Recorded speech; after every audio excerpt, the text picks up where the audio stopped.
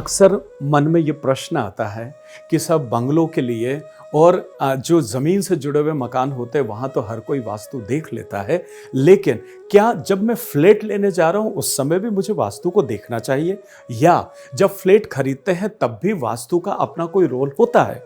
मेरा जवाब है हाँ।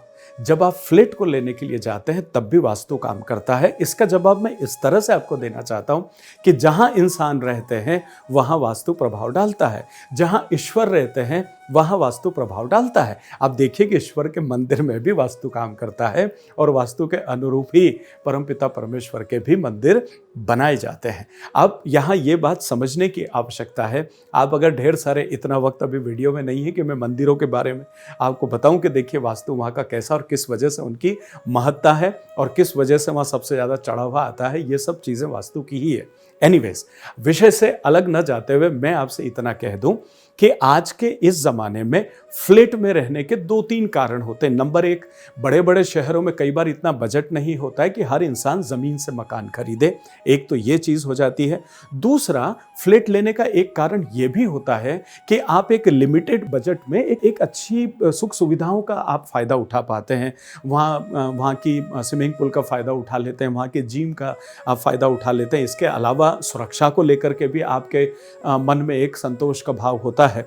दूसरी बात, मेंटेनेंस से आपका छुटकारा हो जाता है, आपने पैसे दिए, फ्री हो गए। अगर आपका बंगला है और अगर वहाँ पर आपकी मोटर ख़राब हो जाती, टंकी में पानी ख़त्म हो जाता है तो हर चीज़ आपको देखना होती है। लेकिन अगर आप किसी सोसाइटी में रह रहे हैं तो वहाँ कुछ भी प्रॉब्लम है तो उसका जो भी करता धरता है वो सब करते रहते हैं, आपका काम खाली कंप्लेन करना होता है।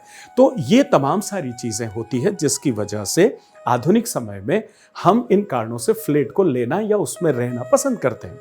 अब बात आ जाती है कि मुझे वास्तु वाले एरियाज को देखते हुए फ्लैट में क्या क्या चीज़ों को देखना चाहिए।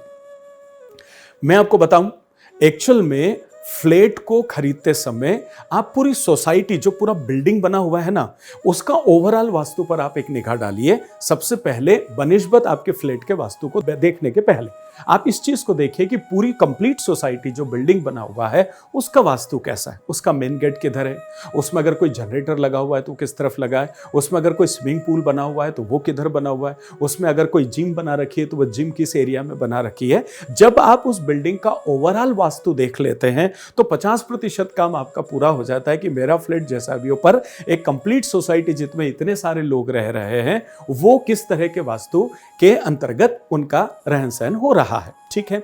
अच्छा, यहाँ इस बात को समझने की आवश्यकता है कि घर के अंदर के वास्तु के बाद आप बाहर आते हैं तो बाहर का भी वो वास्तु जिसके अंदर आप रहते हैं और अपना जीवन यापन करते हैं, और उस प्रेमाइसिस से जब आप बाहर आते हैं तब आप बाहर आ जाते हैं। लेकिन जब तक आप उस प्रेमाइसिस का भी रहने के लिए उपयोग करते हैं, जिम जाते हैं तब भी आप किसी और प्रेमाइसिस में जाते हैं, नहाना कर रहे हैं तब भी आप किसी अलग प्रेमाइसिस में आपको छोड़ के जाते हैं, तो वो आपका रहने का हिस्सा हो जाता है। जो इंसान अपने बंगले में ये सब चीज़ करता है वो आप उस प्रेमाइसिस के अलग अलग हिस्सों में इन चीज़ों को करते हैं। तो मोटा वास्तु तो वो हो गया जो 50% आपके लिए काम करता है। Vishwas Vaishnav, numerologist, vastu expert and true life coach, Bhagya Manch के इस अनूठे प्रोग्राम में आपका स्वागत करता हूं। बात कर रहा हूं आपसे फ्लैट के वास्तु को देखना और किन किन मोटी चीजों का ध्यान रखना। आइए, पहली पॉइंट हो गया मोटे तौर पर पूरी बिल्डिंग का वास्तु, कंप्लीट सोसाइटी का वास्तु देख लें। अब इसके बाद फ्लैट का जब वास्तु आप देखते हैं तो उसमें सबसे महत्वपूर्ण होता है फ्लैट का मेन गेट। उस पर सबसे ज्यादा अटेंशन दिया जाता है। अब आप यहां समझने का प्रयास कीजिए कि फ्लैट का मेन गेट जब ओपन होता है उस दौरान उसके सामने लिफ्ट नहीं होना चाहिए, उसके सामने चढ़ाव नहीं होना चाहिए, उसके सामने मंदिर नहीं होना चाहिए जब भी आपका फ्लैट का मेन गेट जब आप खोलते हैं। ये मोटी चीज़ें जो आपको ध्यान रखें। एक सबसे ज़्यादा महत्वपूर्ण बात ध्यान रखने की होती है कि जो फ्लैट के अंदर का दरवाज़ा होता है वो दरवाज़ा ठीक सेंटर में नहीं होना चाहिए। कहना ये चाह रहा हूँ कि मान लीजिए ये दरवाज़ा है तो इसके इधर भी उतनी ही जगह और इसके उधर भी उतनी ही जगह अगर है अंदर जाने के बाद, तो इसमें कुटुंब हानि होने की संभावनाएं रहती है। परिवार के सदस्यों में बहुत ज्यादा हेल्थ इश्यूज और मेजर हेल्थ इश्यूज आते हैं।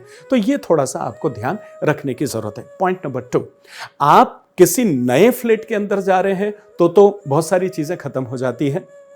अपनी वास्तु पूजा कीजिए, प्रवेश कीजिए। लेकिन अगर आप कोई सेकंड हैंड फ्लैट खरीद रहे हैं, वहाँ पहले कोई और रहता था और उनसे अब आप फ्लैट खरीद रहे हैं, वो छोड़ के जा रहे हैं, उस स्थिति में सबसे पहले उनके पिछले 2, 4, 5, 10 साल उस फ्लैट में कैसे गुजरे, इसके बारे में आपको ज़रूर पता लगाना चाहिए। और अगर ये आपको पता नहीं लगता है तो फिर आप वहाँ पर कंप्लीट हवन, यज्ञ और वास्तु के एक विधिवत आपको पूरी पूजन उस फ्लैट के अंदर करके फिर आपको प्रवेश करना चाहिए। तीसरी महत्वपूर्ण बात जो आपको जाननी चाहिए वो ये है कि अगर उनके द्वारा कोई भी सामान उसमें छोड़ा गया है, जो वो छोड़ के चले गए हैं, उस सामान को आपको भूल के भी उपयोग नहीं करना है। वो कितना भी अच्छा, उसको उठा के घर के बाहर कबाड़ में फेंक दें आप, या उसको जो भी आपको करना है, लेकिन उसको यूज नहीं करना है। क्योंकि जिस सामान को जो इंसान यूज कर रहा होता है, उसकी नेगेटिव एनर्जीज भी उन सामान में, या पॉजिटिव एनर्जी जो भी है, ऋणात्मकता की संभावना ज्यादा होती है। तो वो नेगेटिव एनर्जी उसमें होती है, जिसकी वजह से आपको उसका नुकसान होने की पूरी संभावना होती है। अगली चीज, आप जिस फ्लैट में, भले उसका बहुत अच्छा रंग रंगन है, बहुत अच्छा मेंटेन है, लेकिन सेकंड ऑनर है, तो आप फिर वहां पर एक बार व्हाइट वॉश जरूर कराएं, उसके बाद ही प्रवेश करें। क्योंकि उससे टोटल उस फ्लैट की एनर्जी बदल जाती है जब आप व्हाइट वॉश करते हैं तो, और जब आप अंदर प्रवेश करते हैं तो उस धनात्मक ऊर्जा का फायदा आप उठा पाते हैं। अगला एक और महत्वपूर्ण बिंदु जो आपको जान लेना चाहिए कि किसी भी व्यवस्थित या अनुभवी वास्तुविद से आपको ये पता लगा लेना चाहिए कि वो बिल्डिंग बीमार तो नहीं है। देखिए, मतलब एक अच्छा शब्द न यूज करूं तो कुछ बिल्डिंगें मनहूस का नाम दे दिया जाता है कि वो उसमें कोई भी सुख है। ऐसी कमर्शियल बिल्डिंग्स भी होती है जहां पर कोई भी आदमी हर 2-4 महीने में ऑफिसेज बदल जाते हैं, लोग आते हैं, अपना बिजनेस 2-3 महीने करते हैं, छोड़ के चले जाते हैं, क्योंकि उसमें कोई भी सक्सेस नहीं होता है। कारण जो भी रहा हो, वास्तु के तो रहे ही होंगे, 100% रहते ही है। लेकिन अगर कोई बीमार बिल्डिंग है तो कोशिश करें कि आप उस बिल्डिंग में फिर अपना फ्लैट न लें या अपना आशियाना आप नहीं बनाएं। एक और चीज महत्वपूर्ण है कि अगर उस बिल्डिंग के, आपके फ्लैट के अंदर कोई टूट फूट है या कोई छोटी मोटी चीजें गड़बड़ है, तो आप पहले उन्हें ठीक करिए। ये ना सोचे कि हम आ जाएंगे और अपने रहते रहते ठीक करा लेंगे। आप उसको व्यवस्थित करिए, अपडेट करिए, और उसके बाद फिर उसमें आपको प्रवेश करना चाहिए। एक और महत्वपूर्ण चीज जो मैं आपके साथ शेयर करना चाहता हूं फ्लैट के केस में, कि उसमें बहुत सारी कील वगैरह ठुकी होती है।